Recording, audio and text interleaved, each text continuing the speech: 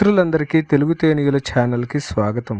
ఈ ఛానల్లో వీడియోలు మీకు నచ్చినట్లయితే ఛానల్ని వెంటనే సబ్స్క్రైబ్ చేయండి. ఈరోజు మనం 9వ తరగతి తెలుగు పాఠ్యపుస్తకంలోని పద్యభాగం అందులో 7వ పాఠ్యభాగమైనటువంటి మాట మహిమ పాఠ్యభాగంలో 9వ పద్యం నుండి 14వ పద్యం వరకు గల పాఠ్యభాగాన్ని వివరించుకుందాం. ఇప్పుడు 9వ పద్యాన్ని చూడండి. రెండు చేతులు గలిగియు రిత్తవడును, చిక్కులంబడు వారికి చేయి నిడగా, ఒక్క నాల్క ప్రయోగించి యుసురుదీయు, చిత్రమయ్యడు నాలుక చేవగనిన. ఈ పద్యంలో రెండవ పాదాన్ని చూడండి. చిక్కులంబడు వారికి చేయి నిడగా అంటే ఆపదలలో చిక్కుకున్న వారికి లేదా కష్టాలలో ఉన్నవారికి చేయి నిడగా అంటే చేయి అందించటానికి లేదా సాయం చేయటానికి రెండు చేతులు గలిగియు అంటే రెండు చేతులు ఉన్నప్పటికీ కూడా రిత్తవడును, రిత్త అంటే ఊరికే అని అర్థం. రిత్తవడును అంటే తమ అవసరం లేదన్నట్లు, తమకు బాధ్యతే లేదన్నట్లు ఊరికే ఉంటారట. అంటే ఆపదలలో ఉన్నవారిని ఆదుకునే విషయంలో రెండు చేతులు ఉండి కూడా తమకు సంబంధం లేదన్నట్లుగా ఊరకుంటారు అని కవయిత్రి అంటున్నారు. కానీ మూడవ పాదం చూడండి. ఒక్క నాల్క ప్రయోగించి ఉసురు దీయు అంటున్నారు కవయిత్రి.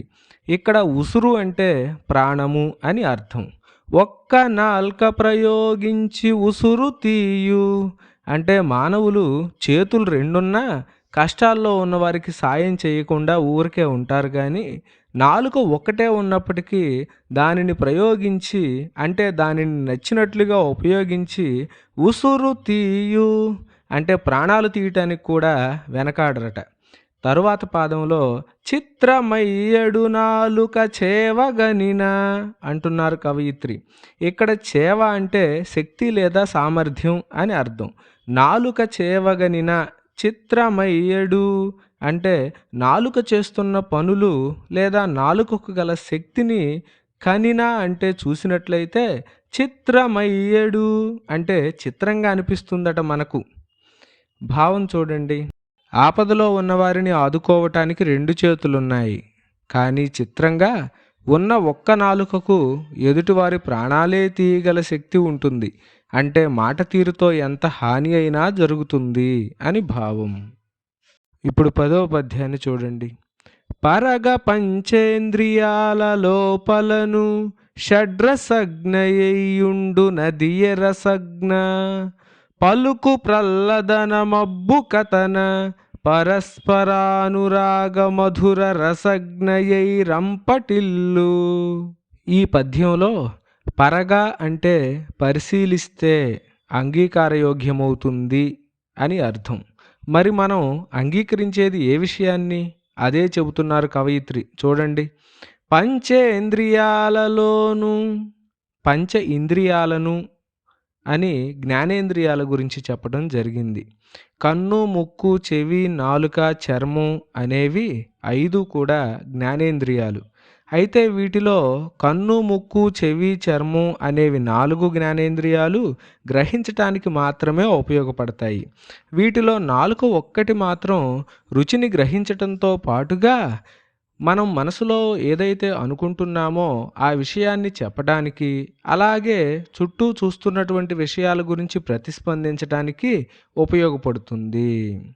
ఈ పంచేంద్రియాలలో షడ్రసజ్ఞయుండు. ఇక్కడ ఒక విషయం తెలుసుకోవాలి. షడ్రుచులు అంటే తీపి, పులుపు, వగరు, చేదు, కారం, ఉప్పు అని అర్థం. ఈ 6 రసజ్ఞయై అంటే రుచులను ఆస్వాదించగలిగినదై ఉండు నదియ రసజ్ఞ. రసజ్ఞ అంటే నాలుక అని అర్థం ఉంది. అంటే షడ్రుచులను జ్ఞానేంద్రియమైనటువంటి నాలుక మాత్రమే ఆస్వాదించగలుగుతుందట. మిగతా జ్ఞానేంద్రియాలకు ఆ సామర్థ్యం లేదట. తరువాత పాదాలు చూడండి.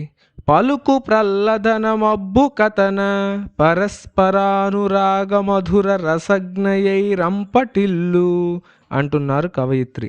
ప్రల్లదనము అంటే చెడు మాటలు లేదా అహంకారంతో కూడుకున్న మాటలు అని అర్థం. అలాగే రంపటిల్లు అంటే విజృంభించు అని అర్థం. పలుకు ప్రల్లదనము అంటే మాట్లాడే మాటలలో చెడు మాటలు, అహంకారంతో కూడిన మాటలు మాట్లాడటం. కథన అంటే కారణంగా అని అర్థం. దేని కారణంగా అంటే నాలుక కారణంగా.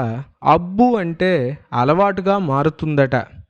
అలాగే పరస్పర అనురాగ అంటే ఒకరి పట్ల ఒకరు అనురాగంతో మెలిగేలా మాట్లాడితే అదే నాలుక. మధుర రసజ్ఞయై అంటే తీయని రుచుల వంటి జ్ఞాపకాలను పంచేదై.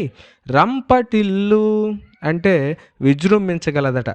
అంటే నాలుక అహంకారపూరితమైన చెడువైన మాటలు మాట్లాడటంతో పాటుగా ఇతరుల పట్ల అనురాగపూర్వకంగా మాట్లాడి మధుర జ్ఞాపకాలను అందించగలదట. అంటే నాలుక చెడును, మంచిని, ద్వేషాన్ని, ప్రేమను రెండింటినీ కలిగించటానికి కారణమవుతుందట. కాబట్టి నాలుకను అనురాగపూర్వకంగా మాట్లాడటానికే ఉపయోగించాలని, చెడు మాటలు మాట్లాడకూడదని, మంచి మాటలు మాత్రమే మాట్లాడాలని కవయిత్రి భావన. భావాన్ని పరిశీలించండి. పంచేంద్రియాల్లోకెల్లా 6 రుచులను ఆస్వాదించగలిగినది నాలుక మాత్రమే. కానీ దుర్భాషలాడటానికి అలవాటు పడితే అదే ఒక వ్యసనంలో మారి విజృంభిస్తుంది. అందుకే దుర్భాషలాడేవారికి, అహంకారంతో కన్ను మిన్ను గానక మాట్లాడేవారికి దూరంగా ఉండాలి. 11వ పద్యాన్ని చూడండి. నుడువ పెరవారి సుగుణాలు నోట నాల్క కల్గదు, అదే దుర్గుణాల ఏ కరువు బెట్ట ఏ కరువు లేదు మాటాడి. ఏక బిగిని చలగి ఒక్కొక్కడొక ఆదిశేషుడగుచు. ఈ పద్యంలో నుడువ పెరవారి సుగుణాలు నోట నాల్క కల్గదు అంటున్నారు కవయిత్రి. పెరవారు అంటే ఇతరులు లేదా పరాయివారు అని అర్థం. నుడువన్ అంటే పలకటానికి అని అర్థం. నుడువ పెరవారి సుగుణాలు అంటే ఇతరుల మంచి గుణాలను పొగడటానికి. నోట నాల్క కల్గదు అంటే మన నోటిలోని నాలుకను మనకు ఇవ్వలేదట అని అర్థం. అంటే మనకు నోటిలో నాలుక ఉంది, ఇతరుల సుగుణాలను పొగడటానికి మాత్రం కాదట. అదే ఏక బిగిని ఒక్కొక్కడొక ఆదిశేషుడగుచు అంటే అదే నాలుకతో ఏక బిగిని అంటే ఏమాత్రం ఆపకుండా ఒక్కొక్కడొక ఆదిశేషుడగుచు అంటే ప్రతి ఒక్కరూ ఒక ఆదిశేషుడిలా చెలగి మాటాడి అంటే విజృంభించి మాట్లాడుతూ దుర్గుణాల ఏ కరువు బెట్ట అంటే ఇతరులలోని చెడు గుణాలను, లోపాలను ఏ కరువు బెట్ట అంటే ఉన్నది ఉన్నట్టు వరుసగా చెప్పటానికైతే ఏ కరువు లేదు అంటున్నారు కవయిత్రి. అంటే ఏమాత్రం వెనకాడరని అర్థం. అంటే ఇతరుల లోపాలను, చెడు గుణాలను ప్రచారం చేసే విషయంలో మాత్రం ప్రతి ఒక్కరూ ఒక ఆదిశేషుడిలా విజృంభిస్తారని కవయిత్రి భావన. ఇక్కడ ఇతరుల విషయాలను ప్రచారం చేసేవారిని ఆదిశేషువుతో పోల్చడం జరిగింది. ఆదిశేషువుతో ఎందుకు పోల్చారు? ఎందుకంటే ఆదిశేషునికి 1000 తలలు ఉంటాయి. తలకు ఒక నాలుక చొప్పున 1000 నాలుకలు ఉంటాయి. ఒక నాలుకే ఉన్న ఇతరుల లోపాలను, చెడు గుణాలను ఈ విధంగా ఎత్తి చూపుతున్నప్పుడు ఆదిశేషునిలా 1000 నాలుకలున్నట్లయితే ఇంకా ఎంతగా ఇతరుల లోపాలను ప్రచారం చేస్తారో మనం అర్థం చేసుకోవచ్చు. ఇతరుల లోపాలను ప్రచారం చేసేటప్పుడు ఆదిశేషునిలా 1000 నాలుకలున్నవాడిలా విపరీతంగా వారిలోని లోపాలను ప్రచారం చేస్తారని గుర్తుగా మనకు కవయిత్రి అటువంటి వారిని ఆదిశేషునితో పోల్చి చెప్పడం జరిగింది. భావం. ఇతరుల సుగుణాలు గురించి చెప్పాలంటే కొందరి నోట నాలుక కదలదు. కానీ వారిలోని దుర్గుణాలను ఏకరువు పెట్టాలంటే మాత్రం వివరించి చెప్పటానికి ముందుంటారు. దుర్గుణాలను ప్రచారం చేయటానికి ఆదిశేషుడిలా పడగలు విప్పి 1000 నాలుకలతో ప్రచారం చేస్తారు. 12వ పద్యాన్ని చూడండి. నోట మాటాడుచునుదుటి తోడను వెక్కిరించు కళను రంగరించుకొనియే క్రిందుగా గిల్లి పైకొని జోలబాడి వంచుట వంట జీర్ణించుకొనియే చచ్చువాడి కనుల గృచ్చి వేళులు చూచు కఠిన చర్యకు దాల్చె కంకణంబు గాలి మూటలు గట్టి గోల పట్టించి గోతులు త్రవ్వు పని వెన్న తోడ నేర్చే ఊరకుండక తన లీల సారె పైన సృష్టికర్త కులాలుడై చేసే పెద్ద లోక భాండము మూయగా మూకుడొకటి చేయమరచను అక్కడే చేటువచ్చు. ఈ పద్యం చూడండి. నోట మాటాడుచు నుదుటి తోడను వెక్కిరించు కళను రంగరించుకొనియే అంటున్నారు కవయిత్రి.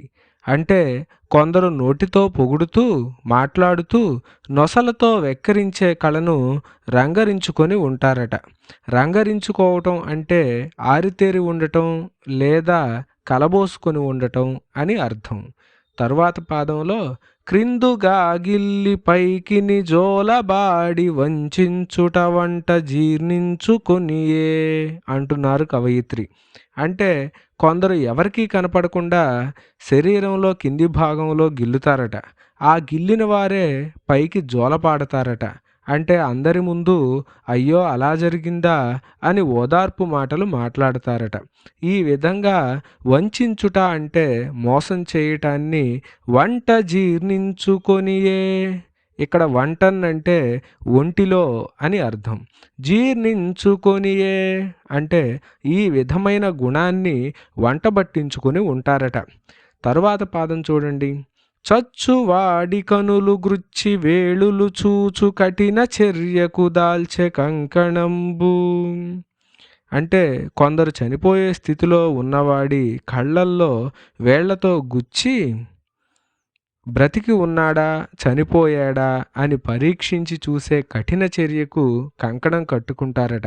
అంటే చనిపోయే స్థితిలో ఉన్నవారిని వారి మాటలతో చేష్టలతో ఇంకా బాధిస్తారని కవయిత్రి భావన. తరువాత పాదంలో గాలి మూటలు గట్టి గోల పట్టించి గోతులు త్రవ్వు పని వెన్నతోడ నేర్చే అంటున్నారు కవయిత్రి. అంటే కొందరు నోటిలో నుండి వచ్చే వ్యర్థమైన మాటలు అనే గాలిని మూటలుగా కట్టి గోల పట్టించి అంటే లేనిపోని గోల చేస్తూ గోతులు త్రవ్వు పని అంటే వెనక గోతులు తీసే పనిని వెన్న తోడ నేర్చే అంటే వెన్నతో పెట్టిన విద్యలా అతి సులువుగా చేస్తుంటారట. తరువాత తేటగీతి పద్యాన్ని చూడండి. ఊరకుండక తన లీల సారె పైన సృష్టికర్త కులాలుడై చేసే పెద్ద లోక భాండము అంటున్నారు కవయిత్రి. సృష్టికర్త అంటే బ్రహ్మ, కులాలుడై అంటే కుండలు చేసే కుమ్మరివాని వలె మారి అని అర్థం. అంటే సృష్టికర్త అయిన బ్రహ్మ ఊరకుండక తన లీల సారెపై అంటే ఖాళీగా ఉండకుండా తన లీల సారె అంటే తన మాయ అనే సారె అంటే కుండలు తయారు చేసే చక్రాన్ని సారె అంటారు. బ్రహ్మ యొక్క మాయనే సారెగా చేశాడట. అలా తన మాయ అనే సారె మీద కుమ్మరివానిలా మారి పెద్ద లోక భాండము చేసే అంటే పెద్ద పాత్రను తయారు చేశాడట. ఇక్కడ పెద్ద పాత్ర అంటే మన నోరు అని అర్థం చేసుకోవాలి. తరువాత ఏమంటున్నారో చూడండి. మూయగా మూకుడొకటి చేయమరచెను అంటే బ్రహ్మ చేసిన పెద్దదైన నోరు అనే పాత్రకు మూయగా అంటే మూత పెట్టడానికి మూకుడొకటి అంటే మూత ఒక దానిని చేయమరచెను అంటే చేయటం మర్చిపోయాడట. అక్కడే చేటు వచ్చే అంటున్నారు కవయిత్రి. అంటే మూత తయారు చేయకపోవటంతోనే ఇంతలా ఇతరుల గురించి విపరీతమైన ప్రచారం చేస్తున్నారు. దానివల్లనే ఎన్నో ప్రాణాలకు ప్రమాదం కూడా వాటిల్లుతుంది. కాబట్టి ఈ చేటంతా బ్రహ్మ ఆ నోటికి మూత తయారు చేయకపోవటం వల్లే అని కవయిత్రి భావన. భావం: లోకంలో కొందరు నోటితో మాట్లాడుతూ నొసలుతో వెక్కిరించే కళాప్రవీణులుంటారు. ప్రక్కన వారిని కావాలని బాధపెట్టి మళ్ళీ ఓదార్చే విపరీత స్వభావాన్ని వంటబట్టించుకొని ఉంటారు. చచ్చేవాడి కళ్ళల్లో వేళ్లు గుచ్చి పరికిస్తూ ఎటువంటి క్రూరమైన పనులు చేయటానికైనా కంకణం కట్టుకొని ఉంటారు. కొందరైతే మాటల మూటలతో గోల చేసి గోతులు తీసేందుకు అన్వేషిస్తుంటారు. అంటే మోసం చేయటం వారికి వెన్నతో పెట్టిన విద్య. సృష్టికర్త అయిన భగవంతుడు కుమ్మరి కుండలు చేసినట్లుగా నోరు అనే ఒక పెద్ద పాత్రను తయారు చేసి దానికి మూతను చేయటం మర్చిపోయాడు. అందువల్లనే అసలు చేటు వచ్చింది అని భావం. 13వ పద్యాన్ని చూడండి. కర్మజాలకలో గుట్టు కాస్త బయట పడినదా, లేదు వేరు వ్యాపనము ప్రజకు, జీతభత్యాలు లేకున్న చిత్తశుద్ధి చెడని ఉద్యోగులై సేవ చేయుచుండ్రు. ఈ పద్యంలో కర్మజాలకలో గుట్టు కాస్త బయట పడినదా, లేదు వేరు వ్యాపనము ప్రజకు అంటున్నారు కవయిత్రి. కర్మజాలక అంటే కర్మ ఫలితం సరిపోక అని అర్థం. అంటే ఇక్కడ ఒక రహస్యాన్ని దాచడానికి చేసే ప్రయత్నం సరిపోనప్పుడు లోగుట్టు కాస్త బయటపడినదా అంటే లోగుట్టు అంటే రహస్యం అని అర్థం. మన కర్మచాలక మన రహస్యం ఏదైనా ఒకటి బయటపడినట్లయితే ప్రజకు అంటే ప్రజలకు వేరు వ్యాపకము లేదు. వ్యాపకము అంటే కాలక్షేపము అని అర్థం. వేరు వ్యాపకం అంటే మరే ఇతర కాలక్షేపం ఉండదట. జీతభత్యాలు లేకున్న జీతము అలాగే భత్యము. భత్యము అంటే దారి ఖర్చులు. ఒక పని చేయటానికి జీతంతో పాటు ఆ పని చేసుకురావటానికి వెళ్ళే వ్యక్తికి దారి ఖర్చులు కూడా ఇవ్వటం జరుగుతుంది. అలా జీతంతో పాటు దారి ఖర్చులు రెండూ కూడా పనిచేసేవాడికి దక్కుతాయి. కానీ ఇక్కడ విచిత్రం ఏమిటంటే ఈ పద్యంలో ఇతరుల రహస్యాలను మోసేవారికి జీతము అలాగే భత్యము అంటే దారి ఖర్చులు ఏవీ లేకపోయినప్పటికీ చిత్తశుద్ధి చెడని ఉద్యోగులై. చిత్తశుద్ధి చెడని ఉద్యోగులు అంటే అంకిత భావానికి ఏమాత్రం ఢోకా లేకుండా అంకిత భావాన్ని కోల్పోకుండా పనిచేసేటటువంటి ఉద్యోగులుగా మారి సేవ చేయుచుండ్రు అంటే సేవ చేస్తూ ఉంటారట. ఏంటి వీళ్ళు చేసే సేవ? ఇతరుల యొక్క రహస్యాలను అందరికీ తెలియజేసే సేవ. దీనికి ఏమాత్రం డబ్బులు జీతంగా తీసుకోరట అని కవయిత్రి అటువంటి వ్యక్తుల యొక్క గుణాలను మనకు తెలియజేస్తూ ఉంది. భావం: కర్మకాలి ఏ మనిషి గురించిన రహస్యం ఏదైనా బయటపడిందో ఈ ప్రజలు ఎంతో చిత్తశుద్ధి అంకిత భావంతో జీతభత్యాలు లేకుండా పనిచేసి చిలవలు పలవలు చేసి ప్రచారం చేసే సేవను ప్రదర్శిస్తారు. ఇతరుల రహస్యాలను జీతభత్యాలు లేకుండా అందరితో చాటింపు వేసే సేవను బహుబాగుగా చేస్తారు. అంటే మనకు సంబంధించిన రహస్యాలను నలుగురికి చెప్పేవారితో జాగరూకులై ఉండాలి. 14వ పద్యాన్ని చూడండి. మంచికి నిలేదు పవమాన మానసముల చెలగదా వేగ మొహగృహ ఛిద్రమైన, ఎన్ని రెక్కల నెగయునో ఏమో గాని పెదవి దాటినదా ఇంక పృథివి దాటు.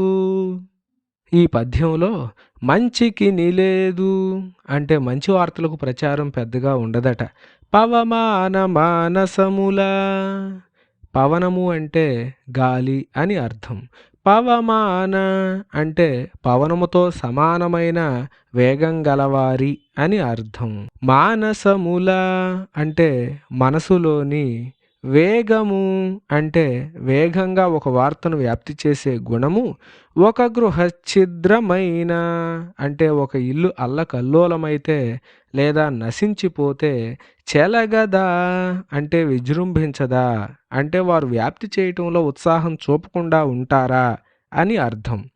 ఎన్ని రెక్కలన్ ఎగయునో ఏమో గాని అంటే ఎన్ని రెక్కలన్ అంటే అలాంటి బాధాకరమైన వార్త ఎన్ని రెక్కలను కట్టుకొని ఎగురుతుందో ఏమో గాని, పెదవిని దాటినదా ఇంక పృథివి దాటు అంటే అలాంటి వార్త పెదవిని దాటితే చాలు పృథివిని కూడా దాటుతుందట.